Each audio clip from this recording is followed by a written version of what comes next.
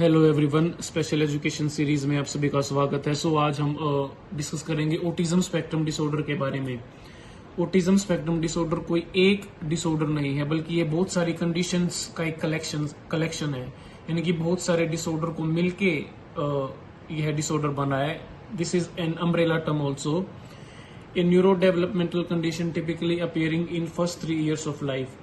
यानी कि जो ASD है, ऑटिज्म स्पेक्ट्रम डिसऑर्डर है, वो लाइफ के पहले 3 साल तक डेवलप हो जाता है। ऑटिज्म स्पेक्ट्रम डिसऑर्डर में एबिलिटी टू कम्युनिकेट, यानी कि कम्युनिकेट करने की एबिलिटी में कमी होती है। अंडरस्टैंड रिलेशनशिप्स को समझने में दिक्कत होती है। एंड रिलेट टू अदर्स, बच्चा जो है दूसरों से रिलेट नहीं कर पाता, बच्चा दूसरों के इमोशंस को समझ नहीं पाता।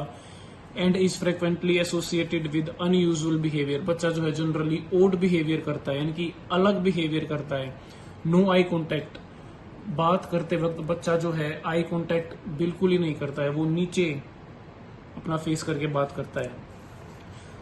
जैसे कि हमने स्टार्टिंग में बताया था कि जो ऑटिज्म स्पेक्ट्रम डिसऑर्डर है, ये बहुत सारे डिसऑर्डर को मिलके एक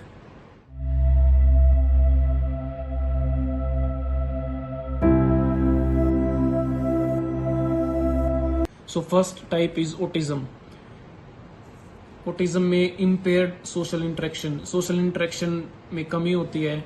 वर्बल और नॉन वर्बल कम्युनिकेशन, यानी कि वर्बल कम्युनिकेशन और नॉन वर्बल यानी कि जेस्चर्स के साथ भी बच्चा कम्युनिकेट नहीं कर पाता। नैरो इंटरेस्ट, बच्चे का जो इंटरेस्ट है वो बहुत कम होता है। रिपीटेटिव बिहेवियर, बच्चा जो है एक बिहेवियर को बार बार रिपीट करेगा। अगर बच्चा टीवी देखेगा तो एक ही एपिसोड को वो डेली रिपीट करेगा, उसी एपिसोड को वो बार बार देखेगा। 1 out of 100 चिल्ड्रन, यानी कि 100 बच्चों में से एक बच्चे के अंदर ऑटिज्म पाया जाता है। मैनिफेस्ट बिफोर 3 years, 3 साल से पहले ऑटिज्म डेवलप हो जाता है, यानी कि 1.5 साल और 2.5 साल तक के बीच में ऑटिज्म जनरली बच्चों के अंदर डेवलप हो जाता है। इन्वायरमेंटल कंसिस्टेंसी, यानी कि बच्चे को सेमनेस चाहिए, बच्चे को चेंज नहीं चाहिए अपने इन्वायरमेंट में।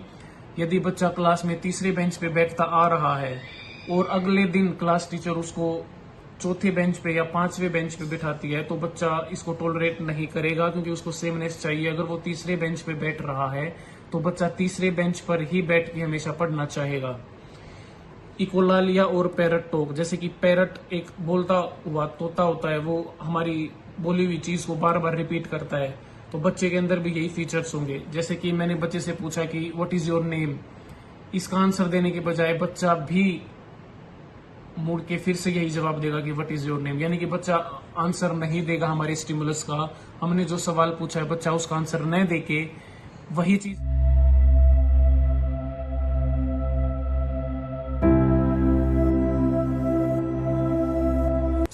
Second type is CDD, childhood disintegrative disorder, also known as Heller's syndrome. इस डिसऑर्डर को हेलर सिंड्रोम भी बोलते हैं। फ्रीक्वेंट सीजर्स, इस डिसऑर्डर में सीजर्स जो है वो बार बार बच्चे के अंदर आते हैं। Significant loss of previously acquired knowledge, जो बच्चे ने पहले नॉलेज एक्वायर करी है या फिर जो बच्चे ने पहले लैंग्वेज स्किल्स को एक्वायर किया है, बच्चा उसको भूल जाएगा, उसमें कमी आती रहेगी। यानी कि ऑनसेट जो है इसका बिटवीन 3, 4 to 10 years, 3-4 साल से लेकर 10 साल तक यह डिसऑर्डर हो सकता है, यानी कि यह लाइफ में काफी लेट होता है। अगर मान लीजिए अगर 5 साल बच्चे की एज और 5 साल में चाइल्डहुड डिसइंटीग्रेटिव डिसऑर्डर बच्चे के अंदर डायग्नोस हो गया, तो 5 साल तक जो बच्चे ने सीखा है, जो बच्चे के अंदर लैंग्वेज स्किल्स आई हैं, बच्चा उन लैंग्वेज स्किल्स को धीरे धीरे खोता चला जाएगा, यानी कि धीरे धीरे वो लैंग्वेज स्किल बच्चे के अंदर कम होती आ जाएंगी।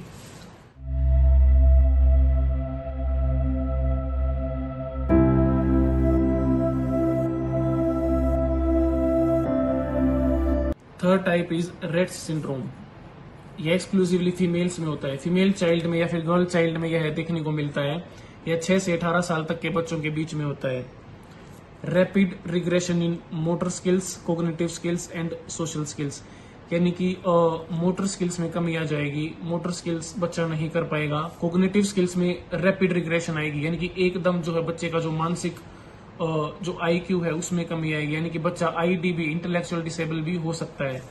और सोशल स्किल्स में भी बच्चे के अंदर कमी आएगी।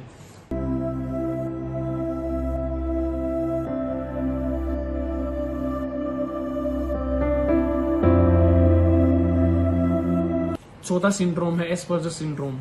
एस्पर्जर सिंड्रोम एक ऐसा सिंड्रोम है जिसमें कि बच्चे का आईक्यू नॉर्मल हो सकता है और नॉर्मल से सुपीरियर रेंज तक जो है बच्चे का आईक्यू जा सकता है। No delays in language acquisition. Language को जब बच्चा एक्वायर करेगा अपनी इन्फेंसी के अंदर, अपनी शुरुआती डेज के अंदर, लैंग्वेज एक्विजिशन में या फिर लैंग्वेज को ग्रहण करने में बच्चे के अंदर कोई दिक्कत नहीं होगी।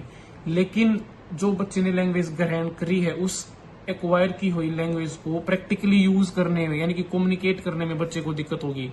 अगर सिंपल वर्ड्स में बात करें तो लैंग्वेज स्किल्स तो बच्चे की इंटैक्ट रहती हैं, यानी कि लैंग्वेज स्किल बच्चे की एज इट इज ही रहेंगी, लैंग्वेज स्किल अच्छी होंगी, आईक्यू भी बच्चे का अच्छा होगा, लेकिन सोशल इंटरेक्शन में, समाज में इंटरेक्ट करने में, कम्युनिकेशन में जो है बच्चे को दिक्कत होगी।